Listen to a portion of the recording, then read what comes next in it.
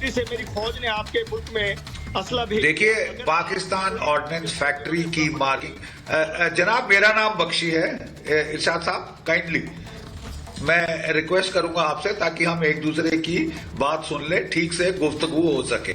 Thank you. मैं कह रहा था कि अगर पाकिस्तान ऑर्डिनेंस फैक्ट्री की मार्किंग है तो पाकिस्तान जिम्मेवार है। अब आप चेक करें कि आपकी चोरी हुई है या सेल हुआ है या डकैती हुई है। अगर आपके पाकिस्तान ऑर्डिनेंस फैक्ट्री के हथियार भारतवर्ष में मिले जाएंगे, ड्रोन से फेंके जाएंगे, you are directly responsible to bear the consequences.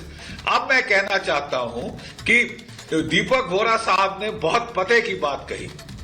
उन्होंने कहा कि आसिफ मुनीर साहब अब चीन से थोड़े पाकिस्तान की फौज उदासीन हो चुकी है, क्योंकि चीन ने ना पैसे दिए मुफ्तखोरी के, ना कोई खास मदद करी। चीन जब खुद आंखें दिखाने आया 370 पे, चीन को लेने के देने पड़ गए। ठीक है साहब, अब वो अमेरिका पहुंच गए जो पाकिस्तान की पुरानी मक्का है। ठीक है साहब, वहां पे वो विक्टोरिया न्यूलैंड से मिले। अब ये मोहतरमा कौन है मैं जरा बताना चाहूंगा आपको।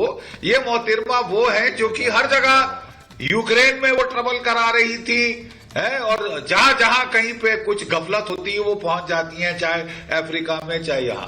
तो 6 दिन उन्होंने वहां बड़ी जो है आराम, ऐशो आराम, अच्छा खाना खाया है।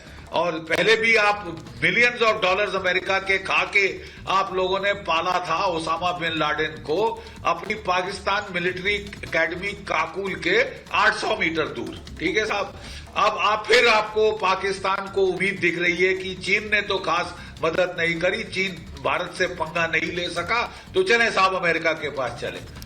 और आप समझते हैं कि आपको कोई बचा लेगा इस बार, तो आप बड़ी भारी गलतफहमी में है। Let me clear a few facts, please ध्यान से सुनिएगा।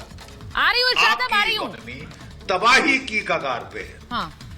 तबाही की कगार पे है, और एक धक्का आपकी इकोनॉमी को और लग गया साहब, आपका मुल्क खलास हो जाएगा। प्लीज सोच लीजिए, think 10 times before you provoke a country 5 times your size, 10 times your economy and multiple times your military power. आप प्लीज सोच लीजिए, क्योंकि आपको सौदा बहुत बहुत बहुत महंगा पड़ सकता है।